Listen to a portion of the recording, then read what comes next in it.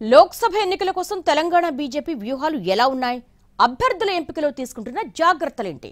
Sitting సీట్లలో టికెట్లు మళ్లీ వాళ్ళకేనా లేక తెర మీదికి కొత్త ముఖాలు వస్తాయా? వాళ్ళకంటే మాకేం తక్కువ అంటూ సీన్లోకి దూసుకొస్తున్న నేతలెవరు? లోక్సభ సీట్ల కేంద్రంగా తెలంగాణ బీజేపీలో ఏం నడుస్తోంది? లోక్సభ ఎన్నికల కోసం సకల అస్త్రశస్త్రాలను సిద్ధం చేసుకుంటోంది బీజేపీ. తెలంగాణలో ఈసారి డబుల్ డిజిట్ కొట్టాలన్న టార్గెట్తో గెలుపు గుర్రాల కోసం వేటాడుతోంది. రకరకాల లెక్కలు ఎక్కాలతో అభ్యర్థుల ఎంపికపై నజర్ పెట్టింది అధిష్టానం. అదే సమయంలో ఆశావహుల సంఖ్య కూడా పెరిగిపోతోందట. అయోధ్యలో రామమందిర నిర్మాణం, మోడీ చరిష్మా కలిసొచ్చి గెలుపు తేలికవుతుందన్న అంచనాలతో ఎవరికి వారు సీటు మాకంటూ ఓ రేంజ్లో లాబింగ్ చేస్తున్నారట. అసెంబ్లీ ఎన్నికల్లోనే చాలా చోట్ల ఓట్ల శాతం గణనీయంగా పెరిగినందున లోక్సభ ఎలక్షన్స్ టైంకి అది ప్లస్ అవుతుందే తప్ప ఏమాత్రం తగ్గదని, అందుకే తాము కూడా తగ్గేదెలే అంటున్నారట బీజేపీ ఆశావహులు. దీంతో ఆ లిస్టు కూడా రోజురోజుకు పెరిగిపోతుందంటున్నాయి పార్టీ వర్గాలు. రిజర్వ్డ్ సీట్లు, సిట్టింగ్ స్థానాలకు సైతం పోటీ విపరీతంగా పెరిగిపోతోందట.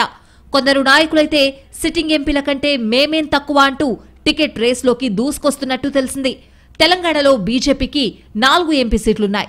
అందులో సికింద్రాబాద్ మినహా మిగతా 3 చోట్ల పలువురు నేతలు టికెట్ కోసం పోటీ పడుతున్నారట.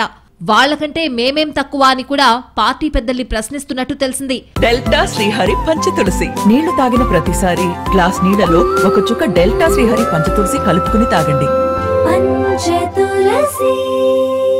నిజామాబాద్ పార్లమెంట్ సీటు కోసం జిల్లాకు చెందిన సీనియర్ నేతలు గట్టి ప్రయత్నాల్లోనే ఉన్నారట. సిట్టింగ్ ఎంపీ అరవింద్ ఏకపక్షంగా వ్యవహరిస్తున్నారని, ఈసారి అభ్యర్థిని మార్చాలని పార్టీ వర్గాల నుంచి డిమాండ్ పెరుగుతున్న క్రమంలో ఆశావహులు కూడా టికెట్ కోసం స్పీడ్ పెంచుతున్నట్లు తెలుస్తోంది. యండల లక్ష్మీనారాయణ, అల్జాపూర్ శ్రీనివాస్తో పాటు మరో 2 సీరియస్ ట్రయల్స్ లో ఉన్నట్టు ప్రచారం జరుగుతోంది.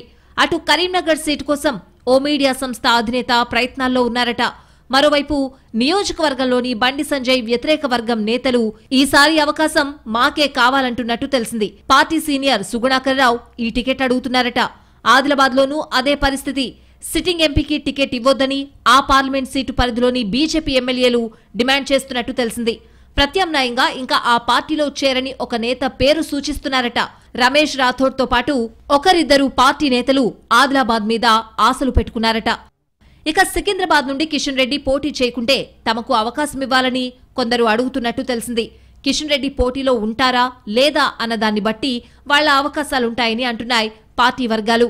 దీంతో తెలంగాణ బీజేపీలో సీటు పోటీ రసవత్రంగా మారుతోంది.